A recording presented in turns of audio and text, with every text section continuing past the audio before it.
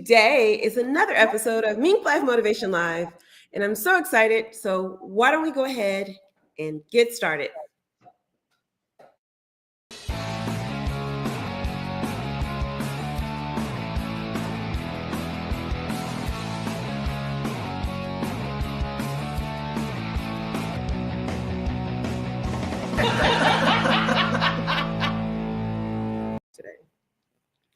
Hello. Welcome to MinkLife Motivation Live. We have Marilyn Robinson here, and her and I are going to be talking about being visionaries in our business today.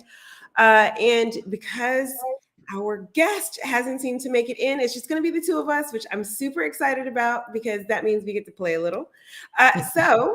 Marilyn, let's get into it, shall we?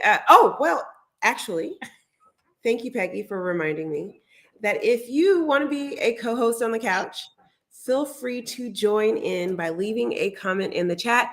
And just like how it is down here right now, your comment will show up and we will bring you into the conversation. So with that, Marilyn, let's get into it. Why are you passionate about helping leaders using your zone of genius? Well, I'm an old lady. No, so I bring a lot of wisdom with all the years that I have. And, there's so many times I step back and I think, wow, I wish I could go back with all my knowledge and do it again. And I can't. So I like to be able to take that wisdom and play it forward and help others in their leadership, in their business, in their life, whatever it is that they want to focus on. Clear storage. You want me to? Yeah, I don't know. I can keep going. All kinds of things are happening here in the background. As for me, I am super kind of passionate about helping leaders because I think a lot of the times leaders just don't realize how much vision they actually have. I think a lot of the times there is power given to the circumstances and what is happening, more power than they allow themselves to have as far as kind of like what is really happening. And what I've loved about kind of working with people in the MinkLife community is we've always been able to tap into their true heart's desire and really kind of pulling forward a vision that was bigger than sometimes even they thought it was originally. I remember Peggy and I very early on talking about, one day I kind of want to be able to have corporate people, but I don't want to be the person who's doing it. And then now she's training other people to do it. So we have like these visions, and sometimes they are so small in our heads. But then when you get to actually unfold into them, you find out that there's a larger expression of what your little tiny vision is. And I'm really passionate about pulling that out of people for sure.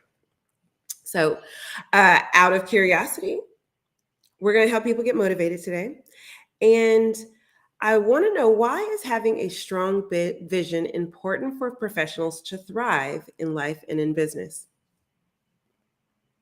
So, it's kind of your motivator. I'm a visual person. So if I have a picture of something, it drives me, and it's easier for me, to wrap around it, get my energy going.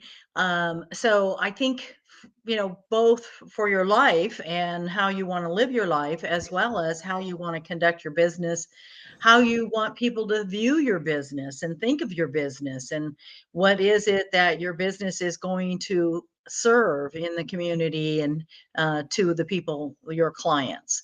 And I think the vision really brings forth the emotions you have for it. So how you put value on it and what you've experienced. And then again, continuing to learn from your clients as to the value that they receive and be able to incorporate that in the vision going forward. If you have team members, you need to have a vision, because that teamwork requires everybody seeing the same picture and driving towards the end goal. Otherwise, they're not as motivated, and they don't care, may not care as far as the quality or the work that they're doing, because they're not bought into what their value or what their contribution is. So having a solid, real good picture of what that vision is, and being able to use that to motivate your teamwork, as well as, even motivating it, using it to motivate you in your marketing. I mean, it really is the core of your business and your life. Yeah, so true. So, have you ever had a someone tell you something, but a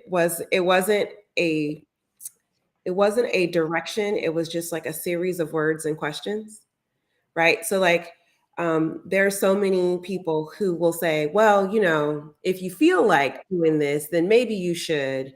And or if this works for you, then you should do that.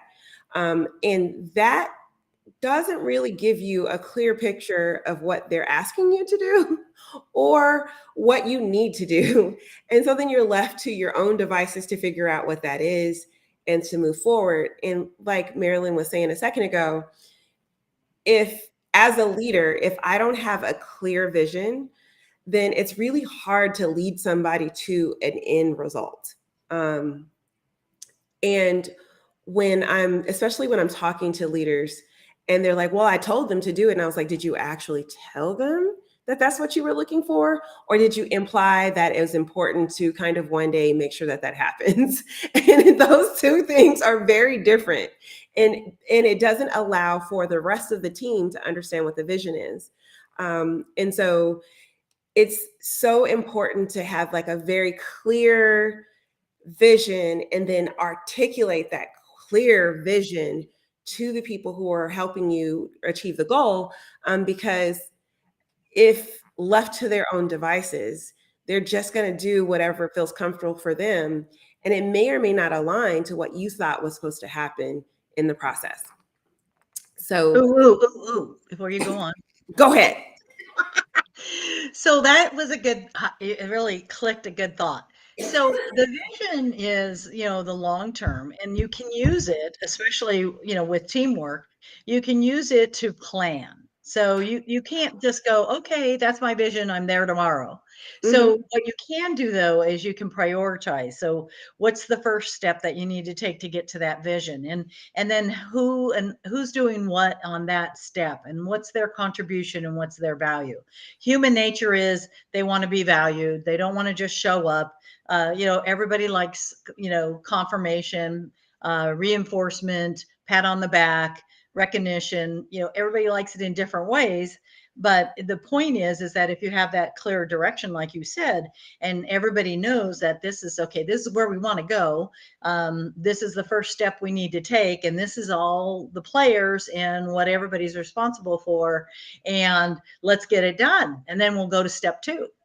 Yeah, I this weekend I was facilitating a meeting with a team, and I kept asking the leader for what is the vision that you have for this, and she's like, "Well, they already know my vision." I'm like, but you do need to kind of state it, and you need to reiterate it and kind of like reinforce it." And so when we did that vision, and then when we took her vision and we asked them, well, what do you interpret the vision to be for this grouping? And then we pulled all those things together. Everyone in the room got excited for it, and they were more engaged and more pumped to do their one role that's going to help us get to that vision. And so it can never be understated what the vision is and where we're trying to go, especially because we can get lost in the weeds in the process of like building, right? Like we get so detail oriented sometimes about the different pieces of the larger vision that we sometimes forget the big picture. And it really does help to kind of like reiterate, like, listen, the purpose for MinkLife Motivation is to make sure that everyone understands their birthright of living healthy, wealthy, and fulfilled. I can't say that enough, because at any point, if we're doing something that doesn't align with that vision, then we need to kind of like recalibrate and like, really move things back to center of like, are we helping people do that? And so it's imperative, really. It's like, it is like the one job is to kind of like, as a leader, your job is to hold the vision and make sure that everybody understands the vision. And if you can do that, then you really will be a visionary. Well, and I think, boy, you just keep bringing up all Giving you kinds good of stuff. visions. Oh my gosh. You have teamwork because Hmm. you want multiple brains. Hmm. If you're dictating and Yeah. you're driving the ship with, and you just want minions, then okay, you don't need to be telling them your vision. But if you're asking people to do stuff and be independent and you're using their expertise, then listen to them, because if they listen to your vision and they listen to your direction and they say, wait a minute, but we could do it this way and this would happen, and then and things get better. But if you Yeah. don't have them bought into the vision, then they can't use their expertise to Right. excel or improve the process to get there. Exactly. So how has like not having a clear vision been a problem for you in the past? And how did you kind of overcome that? I work with you.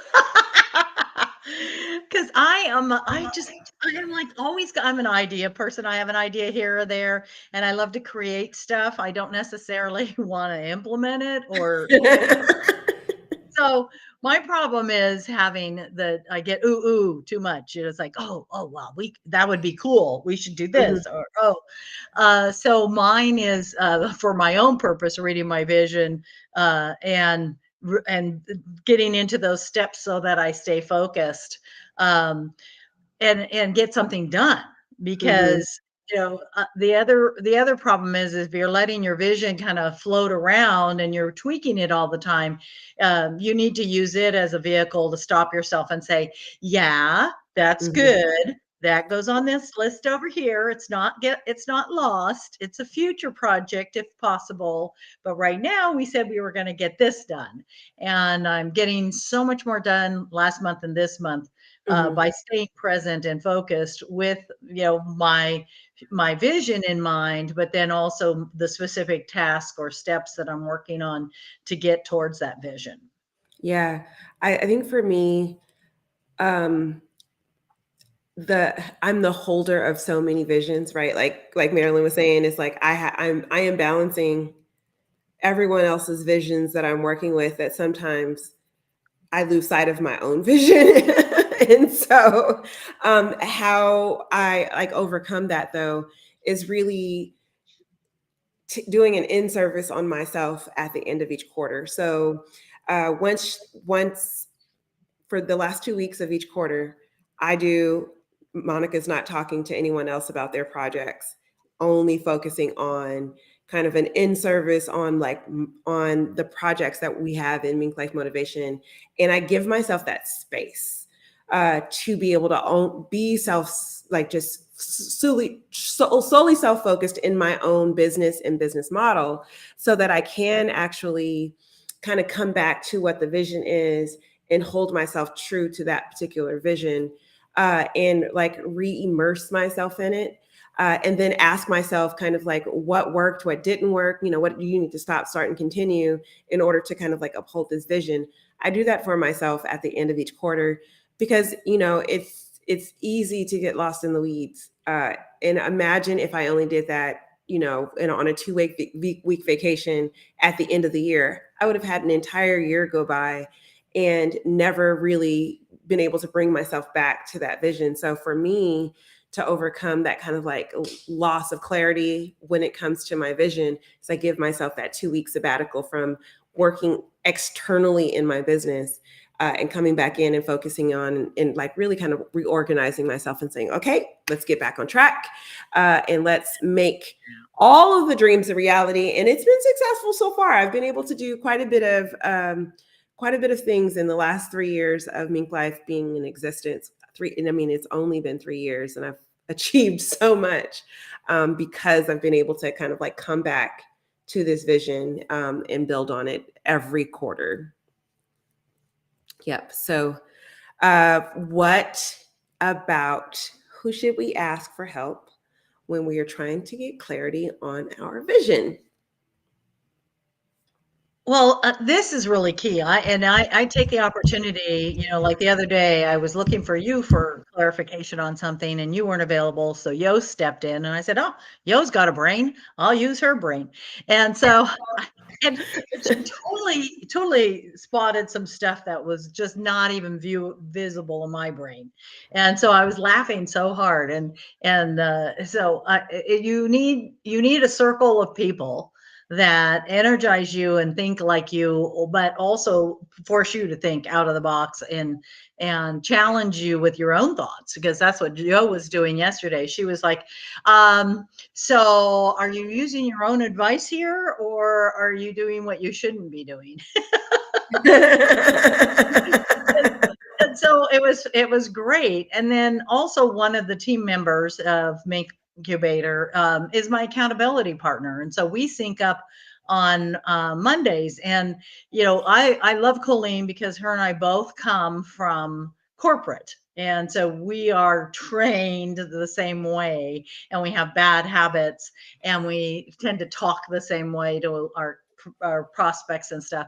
So I sent her a text message I wanted to send out to my customers, and I said, oh, and she was quiet. I said, hey, I want some feedback on this. And she was quiet. And I said, okay, it's too corporate-y. I know it's dull, it's boring. So how can I say it differently? And then bam, she turned around and gave me one that was fun and shorter, less words. And I was like, oh gosh, this is so much better. So that's the point, is that especially if you have a circle of people that know you well, because you do want to present yourself, your personality. You don't want to use other people's words. So, but again, getting feedback on things, or it just opens the door for more possibilities, because people, I mean, they're always they're like I said, there's multiple brains are better than one, and having their inputs, insights, how they receive what you're talking about and respond to it gives you insight to how your customers, clients might also do it. So having that strong circle of influence, people in your group, and the incubator is wonderful for that. Yes, I love that I never have to do shameless plugs because you guys always do shameless plugs for me. I love it. It's true. The reality is when you can surround yourself, with people who are there to be able to give you honest feedback, it's really helpful. And I would say if you can diversify that, where they're coming from different Yeah. backgrounds, and they see things differently. There are times where I even will run things past my kid, just to see how it lands on her as a young entrepreneur, and if that resonates with her, because we do get in a rut of how we are communicating, Right. um, and sometimes we know so many of the details of what is happening about our thing that we have muddied the waters, and have made it really complicated to understand, when the reality is there's a very simple explanation of what the person who needs to execute a step needs to have. They need this point, this point, this point, and this point. And because we have so many different parts of the vision that we're holding, we can really kind of really distort that communication. And so what I love to do sometimes is say, okay, like, how do we make this so simple that my 10-year-old nephew, who is hard of hearing, selectively hard of hearing, he can hear just fine if I say, hey, let's go get ice cream. Oh, he hears that, right? But the directions, not so much, right? So like if I make it as simple enough for him to understand what steps are necessary to take, then anybody can understand it, and be able to take the next steps. And so for me, it's really kind of like having that diversified kind of information, that diversified grouping of people that you're talking to, especially because when we're in the same industry, sometimes we get very jargony. Yeah. We start using words that like go over people's heads, like, oh, everybody knows what like your internal balance is, and everybody knows what emotional intelligence is, and everybody knows what I don't know, balancing your chakras are, or, like the cosmic something or another. And it's like, no, everyone actually doesn't, not everyone knows that. Like, that is actually not something that is common knowledge. Or even like, everybody knows what a P&L is. No, most people don't know what a P&L stands for. And it's a profit loss statement, and they have no idea what it looks like, right? And so sometimes when we get kind of just insulated too much in people in the same genre or the same industry, we have conversations that will go over someone else's head. And sometimes people don't ask, they just kind of assume, or they're too afraid to say something because they don't want to look dumb. And so we have to spend the time to actually diversify how we're saying things to different people. It's really important. All right, Peggy's moving us along, baby. Oh yeah. So No. what is your one tip for maximizing your business through leadership? The biggest thing I learned is to be enthusiastic. And talk to everybody. Tell everybody about your business. It's like, oh, nobody wants to know about my business or what's going on, and that's not true. I think that if you show up with enthusiasm, with a good short description of what your vision is for your business and what it's doing for people and how it's benefiting, whatever your clientele is, then having that to share with people when they say, oh, what are you doing? What are you doing? Everybody always asks, what you doing these days? Well, having that discussion is really the best way as a leader to demonstrate the value of your business. Very good. You kind of stole my one tip, so I'm a little salty about it. Great minds think alike. But what I would say is mind your own business. I know that probably may not make sense. So here's what it is. A lot of the times we project on other people kind of like what we think they are ready for and what they need to know. And the reality is, it's not our job to decide what people do with the information. It's our job to deliver the information. So mind your own business.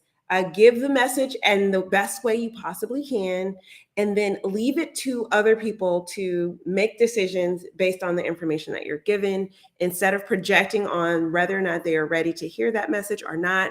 There have been so many times that I have been kind of nursing my vision of what I want the world to look like internally, and I was like, oh, I don't know, like they may not be ready to hear that part of the vision. And then I just do it anyway. And the person's like, oh my gosh, oh, I love that. I believe that you should do that. That's absolutely great. They gave me that boost of confidence. But then they also say, you know who you need to talk to? This other person also has a vision very similar to that. And I think you two need to have a conversation. And there have been great business partnerships that have come out of me sharing my vision to people who I thought didn't even care about the stuff that I was talking about. So it's none of your business what the other person will do with the information. It absolutely is your business to write the letter, put the letter in the envelope, put the postage on it, address it, and send it. Send the message. And in the end, it will land with the person who needs to hear it, and it will open the doors to whatever the universe is trying to do to conspire for your good. So mind your own business. That is my one tip. All right. It is always fun hanging out with Marilyn. I don't know if you've had a chance to hang out with Marilyn, but you should. And I want Marilyn to tell you how you can do that. Yeah. So, hey, let's connect. Let's chat. I love to meet new people, see how we can work together or how I may be able to help you. So, there on the screen, it shows you you can reach out to Marilyn-Robinson.com and get on my calendar. Love to chat. Yes, baby. And also, if you want to hang out with me, I'm always down. I got 20 minutes for anyone. We can have a good conversation. We can laugh. We can cry. We can kiki. We can talk about vision all of that, you can go to monicamhenderson.com and book a call with me. Also, you can learn about all the other things that I'm doing, like my motivational comedy set that's happening this Friday, and a brunch that I'm doing if you're just so happen to be in the LA area. And all the other crazy things that I get into are right there on monicamhenderson.com. So go there and check it out. But that doesn't stop there, because, we have like all of these things that are happening in our community at any given time. It's time for those announcements. That's right. And if you are enjoying this and you really, really, really want to mark your calendar for when this is happening again live, and you want to be a co-host on the couch and chime in with your message, just like our friends have done on this show, you can join us every Wednesday at 9 a.m. or Thursday at 2 p.m. Pacific time. Join the conversation. We're always here talking about crazy stuff that entrepreneurs do. And if you're like, oh, well, I love this conversation, but I would love to have it on the go, no worries. You can go to all the places that podcasts are and check us out there. You just look up MinkLife Motivation Live and go ahead and subscribe to that channel, and you'll get notifications when the next episode drops. Tomorrow is not me. It is actually Peggy. Today is me. Tomorrow is Peggy. And she's going to help you build your brand with another amazing guest to help her do so. And last but not least, next week, we are about to turn up. Now, this date on this graphic is wrong. We are turning up next Thursday. Is that right, Marilyn? Next Thursday. We are doing a one-day conference where we're going to figure out what is next for your business. We're going to talk about leadership and team building and workflow and sales and product development and business planning. It's all going to happen in 1 6-hour time. So the time is right, 9 to 3 Mountain Time. But the date is August 24th. That's right. So join us. You can find more information about that at MinkLife Motivation University, or you can go to nextglobalvirtualconference.com, where you can learn all about that. Marilyn, this has been so much fun, and I love hanging out with you all the time. It's so great. I know. I love how we just, like you said, like minds think alike, but we just it's like, oh gosh, that's a great idea. You always bring forth some wisdom out of me. Yes. So with that, we're going to say goodbye. We'll see you next time. Bye.